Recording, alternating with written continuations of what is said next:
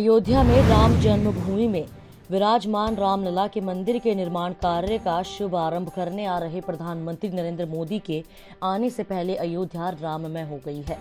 हर तरफ पीले रंग से सजे घरों और मंदिरों के भवन अयोध्या में आस्था के नए सूर्योदय का संकेत दे रहे हैं।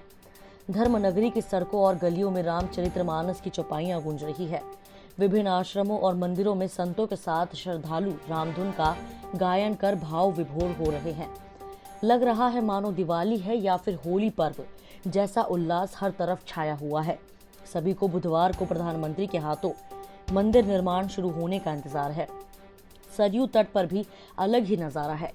सुबह से ही नदी में स्नान के लिए पहुंचे श्रद्धालु, संत और स्थानीय लोग मंदिर निर्माण शुरू होने की खुशी से लबरेज दिखे। घाटों पर पंडों के बीच सिर्फ मोदी के आने और मंदिर निर्माण के उल्लास से जुड़ी बातें होती रही। सरयू घाट पर तमाम पुजारी भी शुभ घड़ी के नजदीक आ जाने से प्रफुल्लित रहे।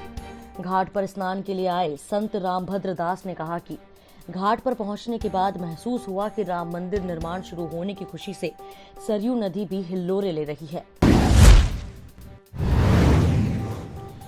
भारतीय जनता पार्टी यानी भाजपा को एक जमाने में अपने सहयोगियों को लुभाने के लिए एक बार अयोध्या में भगवान राम के भव्य मंदिर के निर्माण के विवादास्पद मुद्दे को पीछे छोड़ना पड़ा था। आज इसके निर्माण की शुरुआत अपने विरोधियों पर उसकी वैचारिक जीत के रूप में सामने आई है। यहाँ तक कि कई विपक्षी नेता भी इसका स्वागत कर रहे हैं। इत्तेफाक से जिस दिन मंदिर निर्माण की प्रक्रिया को आगे बढ़ाने के लिए प्रधानमंत्री नरेंद्र मोदी हिंदुत्व के आंदोलन की अगुवाई करने वाले राष्ट्रीय स्वयंसेवक संघ के प्रमुख मोहन भागवत की उपस्थिति में शिलान्यास करेंगे, उसी दिन जम्मू एवं कश्मीर से धारा 370 को निरस्त करने की पहली वर्षगांठ भी है। दरअसल 5 अगस्त के दिन ही एक साल पहले धारा 370 को समाप्त कर भाजपा ने विचारधारा से जुड़े अपने एक अन्य प्रमुख वादे को पूरा किया था।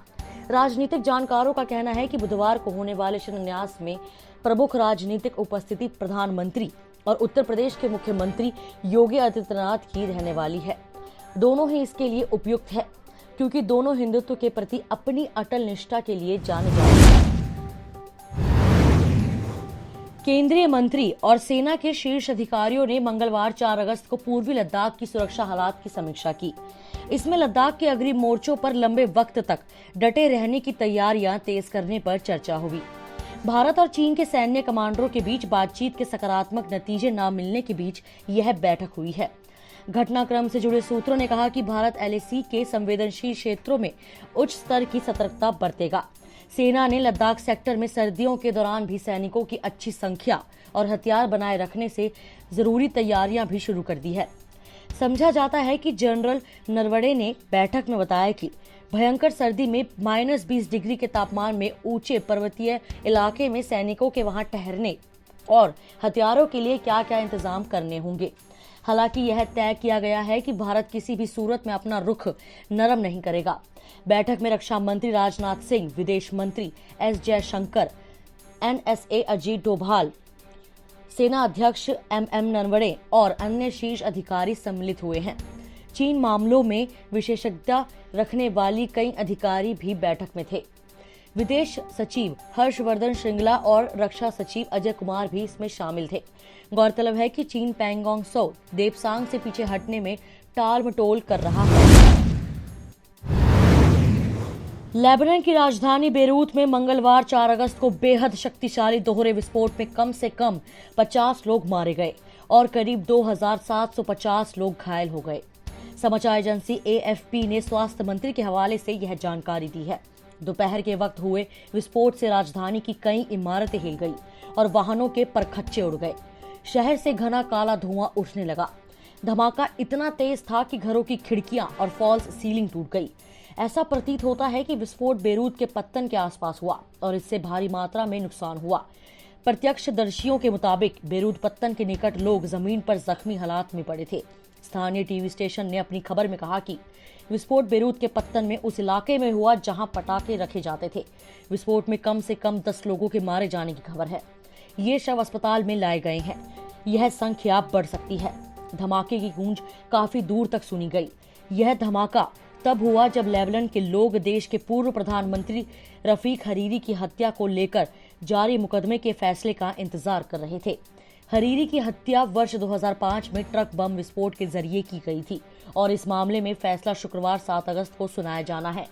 इस मामले में शिया मुस्लिम आंदोलन चलाने वाले संगठन हिजबुल्लाह के लोगों पर मुकदमा दर्ज किया गया है। सुन्नी समुदाय के हरीरी के अलावा अन्य 21 लोगों की इस धमाके में मौत हो गई थी। बिहार में गंगा समेत राज्य की सभी प्रमुख नदियों का जलस्तर नीचे उतरने लगा है। मंगलवार को गंगा और कमला के जलस्तर में अच्छी गिरावट दर्ज की गई है। बावजूद गोपालगंज और चंपारण के इलाके में पानी का दबाव अभी भी बना हुआ है। उधर दरभंगा में खिरोई नदी और सिवान में घाघरा नदी थोड़ी ऊपर चढ़ी है।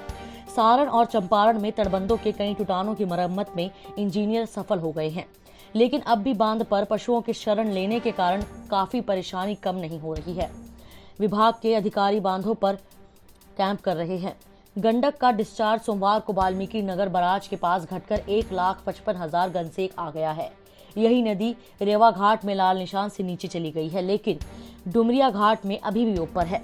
उधर कोसी का डिस्चार्ज भी घटकर बरहा क्षेत्र में 1.43 और बराज पर 1.86 लाख घनसेक आ गया है। बालतारा में इसका जलस्तर अब भी 1.95 मीटर लाल निशान से ऊपर है। बूढ़ी गंडक रोसड़ा रेल पुल के पास लाल निशान से 3.90 मीटर ऊपर थी, अब घटकर 3.57 मीटर ऊपर बह रही है। समस्तीपुर रेलपुर के पास लाल निशान से यह नदी 2.75 मीटर ऊपर बह रही थी, जो घटकर 2.57 मीटर आ गई है। इस वीडियो में इतना ही। मैं कोमल, पंजाब केसरी दिल्ली से। अगर आपको हमारी ये खबर जानकारी पूर्ण लगे तो हमारे फेसबुक पेज punjabkesari.com को लाइक करें, और अगर आप हमारी ये वीडियो यूट्यूब पर देख रहे हैं तो हमारे चैनल punjabkesari.com को सब्सक्राइब करना ना भूलें।